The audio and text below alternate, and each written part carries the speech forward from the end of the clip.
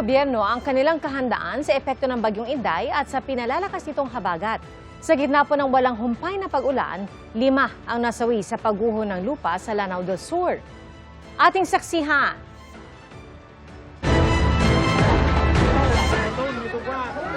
Buwis buhay na sumuong at nagpaanod ang lalaking ito sa rumaragasang ilog sa Maitom, Sarangani.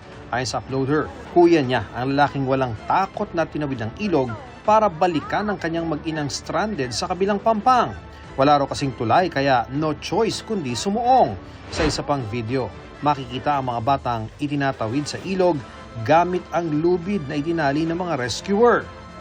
Sa gitna ng walang humpay na pag-ulan, gumuho ang lupa at natabunan ang ilang bahay sa Calanogas, Lanao del Sur.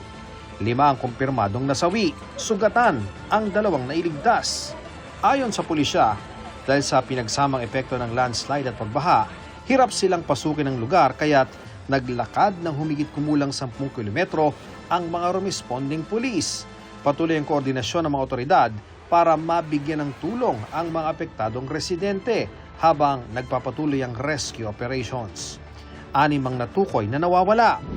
Ang mga sunod-sunod na pag-ulan nagdulot din ng takot sa mga taga Jose Abad Santo sa Davao Occidental na hindi pa nakakabangon mula sa epekto ng magnitude 7.8 na lindol nitong Hunyo. Lubog sa baha ang ilang lugar pati mga taniman. Ganon din sa ilang bahagi ng Ampatuan, Maguindanao del Sur, kabilang ang ilang paaralan. Oh my God, situation sa room ko.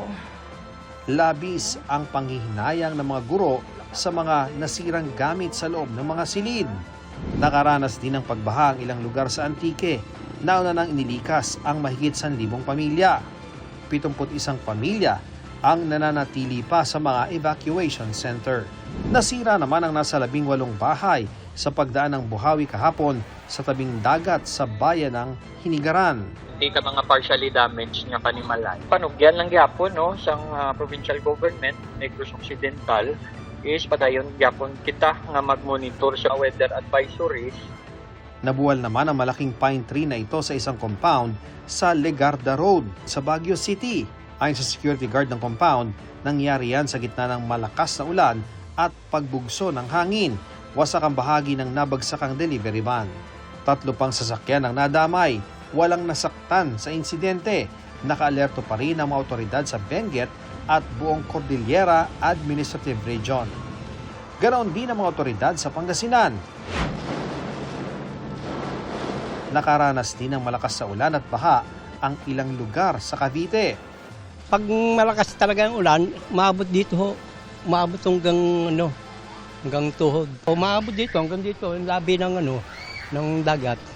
May mga pag-ulan na rin sa Tansa kung saan nagngangalit ang mga alon sa dagat. Di napigil nito ang ilang kabataang nagsiligo sa dagat. Ay, alam mo naman mga bata na yun eh. Pero ang mga bangkang pangisda nakatenga muna. May 1 linggo ng araw nakatigil sa paglalayag ang ilang mangingisda. Delikado po, minsan di mo masabi buhay mo sa laot. Pwede ka mapahamak, makidlatlan, tumabambang ka. Kanya-kanya raw silang hanap ng paraan para makaraos. Wala po kaming hanap buhay ngayon, sir. Tenga po kami, tenga. Kumbaga, hanap po ng ibang pagkakakitaan. Minsan po, naglilibag na lang din po. Gawa may konting ipon naman, ayun na lang din po yung ginagastos namin. May pag-ulan din sa ilang lugar sa Batangas kasama ang bugso ng hangin. Ganoon din sa Batangas City. May puntong nag-zero visibility sa Lipa dahil sa lakas ng ulan. Sa Batangas Port, nananatiling kansilado ang mga biyaheng paudyongan at Katiklan. Tiniyak ng gobyerno na handa sila sa epekto ng Bagyong Inday at pinalalakas itong habagat. Sa press briefing ng palasyo, sinabing nakabantay si Pangulong Bongbong Marcos sa lagay ng panahon. Inatasan na rin daw ang iba't ibang ahensya ng gobyerno. Ayon sa DSWD, nasa 4.7 million family food packs ang nakahanda sa halos 1,000 warehouse nito sa buong bansa. Naka-red alert ang mahigit 14,000 quick response teams nationwide. naka-heightened alert din ang PNP. Nakahanda na rin ang Office of the Vice President at satellite offices nito para tumugon sa mga maapektuhan ng masamang panahon. Ako si Ian Cruz, ang inyong saksi.